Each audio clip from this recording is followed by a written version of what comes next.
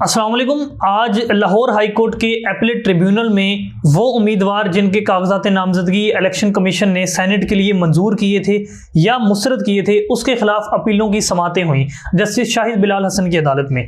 उनकी अदालत को एपीलेट ट्रिब्यूनल का दर्जा दिया गया है। एपीलेट ट्रिब्यूनल ये होता है कि अगर इलेक्शन कमीशन ऑफ पाकिस्तान ने किसी के कागजात मंजूर या मुस्तरद किए हैं तो इस फैसले के खिलाफ आप जिस फोरम से रुजू कर सकते हैं वो किसी भी मुतलका हाई कोर्ट की एक अदालत होती है जिसे एपीलेट ट्रिब्यूनल का या इलेक्शन ट्रिब्यूनल का दर्जा दिया जाता है, और ये अदालत जो होती है वो सिर्फ इलेक्शन के ऊपर फैसले सुन रही होती है। अच्छा, आज सनम जावेद, जुल्फी बुखारी और जो डॉक्टर यास्मीन राशिद हैं उनके केसेस की, उनकी अपीलों की समाअत हुई इस अदालत में, इस एपीलेट ट्रिब्यूनल में। सबसे पहले बात करते हैं सनम जावेद की अपील की। तो सनम जावेद के ऊपर जो एतराज़ात आयद किए गए थे वो बहुत से थे, लेकिन जिन एतराज़ात की बिना पर इलेक्शन कमीशन ने इनके कागजात मुस्तरद किए हैं वो दो हैं। पहला एतराज़ ये है कि इन्होंने जो कागजात नामजदगी जमा करवाए हैं इलेक्शन कमीशन में वो जेल हुकाम से सर्टिफाइड नहीं है, क्योंकि इन्होंने कागजात जो हैं वो जेल से जमा करवाए हैं। सनम जावेद इस टाइम जेल में है, तो रूल्स के मुताबिक अगर आप जेल से अपने कागजात जमा करवाते हैं तो ये लाजिम है कि उन कागजात के ऊपर जेल हुकाम की जानिब से स्टैंप लगी हुई हो, उनके सिग्नेचर्स हों, लेकिन सनम जावेद के कागजात के ऊपर ऐसा कुछ नहीं था। और दूसरा एतराज़ इलेक्शन कमीशन ने जो आयद किया हुआ है वो ये है कि सनम जावेद ने अपने कागजात में अपने शोहर की जो आमदनी है वो जाहिर नहीं की, इस बिना पर इसके कागजात जो है वो मुस्तरद किए गए थे। तो आज आज जो एपीलेट ट्रिब्यूनल है वहाँ पर इस अपील की समाअत हुई। तो जो वकील साहब हैं सनम जावेद के, उनसे पूछा अदालत ने, जस्टिस शाहिद बिलाल हसन ने, कि जी इसके बारे में बताएं कि ऐसा क्यों है। तो उस पर जस्टिस जो वकील थे सनम जावेद के, उनका ये कहना था कि जी मैं ATC गया, इंसदाद दहशतगर्दी अदालत में मैं गया और वहाँ से मैंने एक दरख्वास्त दायर की कि हमने सनम जावेद से कागजात पर दस्तखत करवाने हैं तो हमें इजाज़त दी जाए। और कहते हैं कि इसी के साथ साथ मैंने उमर सरफराज चीमा जो हैं उनके कागजात जमा करवाने के लिए भी मंजूरी मांगी। तो जो ATC अदालत है उसने इन दोनों की मंजूरी दे दी और मैं उमर सरफराज चीमा के कागजात के लिए खुद गया अदालत में। तो जेल में तो जो जेल हुकाम है उन्होंने उमर सरफराज चीमा के कागजात जो हैं उसके ऊपर सिग्नेचर भी किए और साथ स्टैंप भी लगाई, लेकिन जो सनम जावेद के कागजात थे उसके ऊपर स्टैंप और सिग्नेचर नहीं लगाई। हालांकि दोनों के ऊपर एक ही अदालत ने, एक ही जज ने जो है वो ऑर्डर किया था और यहाँ पर जो है सनम जावेद के साथ इम्तियाजी सलूक रखा गया। तो इस पर जो जस्टिस शाहिद बिलाल हसन थे वो काफ़ी गुस्से में आ गए और उन्होंने शदीद बरहमी का इजहार किया इलेक्शन कमीशन के वकील के ऊपर, और उन्होंने पंजाबी में कहा कि यार है की है, यानी कि ये क्या बात है कि एक बंदा जो है उसके ऑर्डर के ऊपर जो जेल हुकाम है वो सिग्नेचर वगैरह कर देते हैं, उसके लिए सिग्नेचर कर देते हैं, स्टैंप लगा देते हैं, लेकिन जो सनम जावेद है एक लड़की जो है उसके ऊपर सिग्नेचर या स्टैंप नहीं लगाई जाती।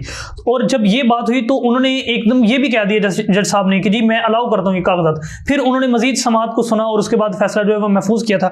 और दूसरा जो एतराज़ था सनम जावेद के ऊपर वो ये था कि इन्होंने अपने जो शोहर हैं अतीक रियाज, उनकी जो आमदनी है 3 से 4 लाख रुपया, वो जो है जो माहाना इनकम है जो एतराज़ गुजार है उनके मुताबिक वो इन्होंने जाहिर नहीं की थी अपने कागजात में। तो इस पर जज साहब ने पूछा इलेक्शन कमीशन के वकील से कि जी जो सनम जावेद हैं वो इस टाइम जेल में है और मुझे ये लगता है कि जेल में होने की वजह से वो इन कवायद को पूरा नहीं कर सकी कि उन्होंने अपने शोहर के जो असासे हैं वो जाहिर नहीं किए अपने कागजात में। तो उन्होंने पूछा इलेक्शन कमीशन से जज साहब ने कि जी इस हवाले से लॉ क्या कहता है कि अगर कोई शख्स जेल में है तो वो किस तरह से ये जो कवायद है इनको पूरा कर सकता है। तो इस पर इलेक्शन कमीशन के जो वकील थे इमरान रांझा साहब, वो उन्होंने कहा जी लॉ इसके ऊपर खामोश है। तो इस पर उन्होंने वही बात दोहराई अपनी जज साहब ने कि जी मेरा ये ख्याल है कि चूंकि ये जेल में है सनम जावेद इसलिए कवायद पूरे नहीं कर सकी। तो उसके बाद जो है इन्होंने फैसला महफूज कर लिया और फैसले में जो है अब देखा जाएगा कि ये सनम जावेद के हक में फैसला करते हैं या सनम जावेद के खिलाफ।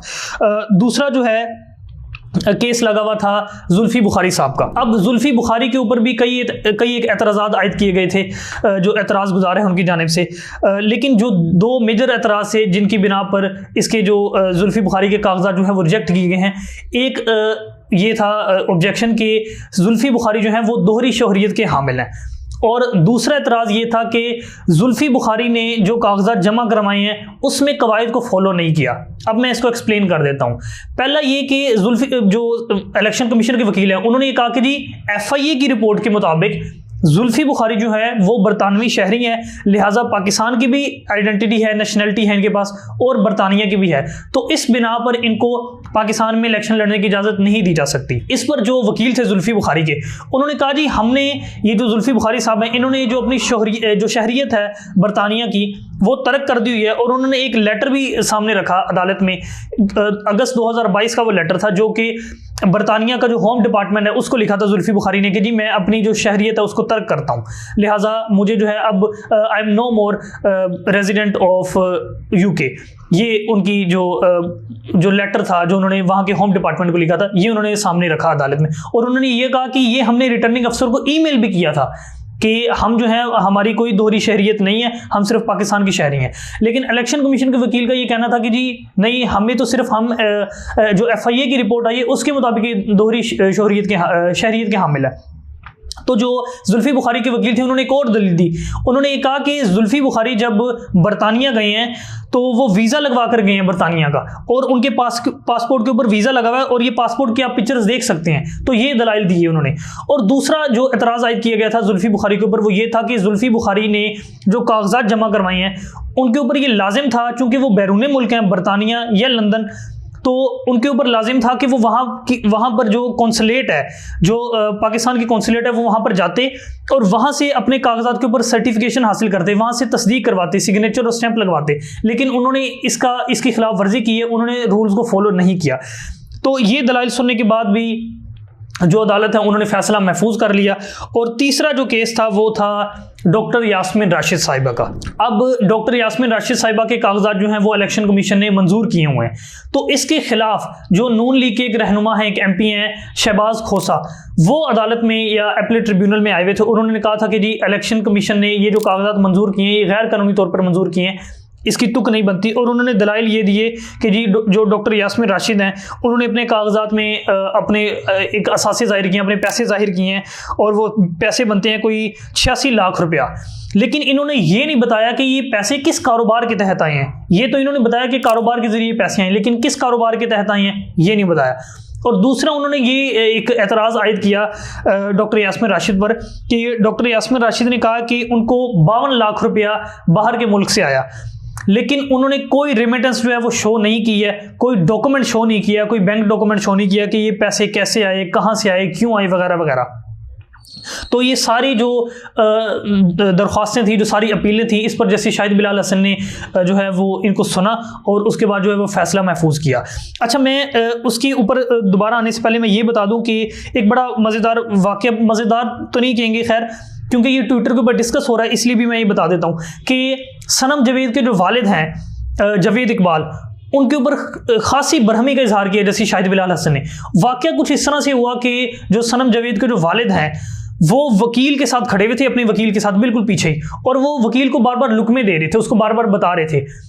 तो इससे जैसे शाहिद बिलाल हसन काफ़ी इरिटेट हो रहे थे, तो उन्होंने शुरू में कहा कि आप अपना मुंह बंद करें, ठीक है, वकील को बोलने दें, आप अपना मुंह बंद करें। तो इस पर जो जावेद इकबाल है, सनम जावेद के वालिद, वो थोड़ा पीछे हो गए। अच्छा, इसके बाद ये चलता रहा मामला, दोबारा फिर से उन्होंने ना लुकमे देने शुरू कर दिए वकील को। तो इस पर जो जैसे शाहिद बिलाल हसन थे वो काफ़ी गुस्से में आ गए और उन्होंने कहा कि I will throw you out of the court room, कि मैं तुम्हें इस अदालत के कमरे से बाहर निकाल दूंगा, बाहर फेंक दूंगा, लिहाजा आप खामोश हो जाएं। तो इस पर जो जावेद इकबाल थे वो फिर पीछे जाके बैठ गए और उसके बाद वो नहीं बोले। तो ये एक वाक़या हुआ था। और उन्होंने ये भी कहा जैसे शाहिद बिलाल हसन थे कि वकील को, जो सनम जावेद के वकील थे, कि जी मैं इससे बड़ा इरिटेट होता हूँ, ये जो हरकत है कि जो वकील के साथ जो बंदा है वो बोली जा रहा है जबकि वकील जो है वो नहीं बोल रहा। तो ये सारे वाक़यात हुए। अब मुमकिन फैसले क्या आ सकते हैं, क्योंकि मैंने कोर्ट प्रोसीडिंग अटेंड की, सारी मैं प्रोसीडिंग को सुनता रहा, तो मेरे ख्याल में मुमकिन फैसले ये हो सकते हैं, डॉक्टर यास्मीन राशिद के जो कागजात हैं उसे अलाउ ही रखा जाएगा, उसको मुस्तरद नहीं किया जाएगा, और जो सनम जावेद हैं इनके कागजात को भी मंजूर कर लिया जाएगा। मेरा ज़ाती ख्याल ये है। उसकी वजह एक तो ये है कि सनम जावेद जेल में है, इस बिना पर जो जैसे शाहिद बिलाल हसन है, मेरा ज़ाती ख्याल ये है कि वो उनको किसी हद तक रियायत देंगे।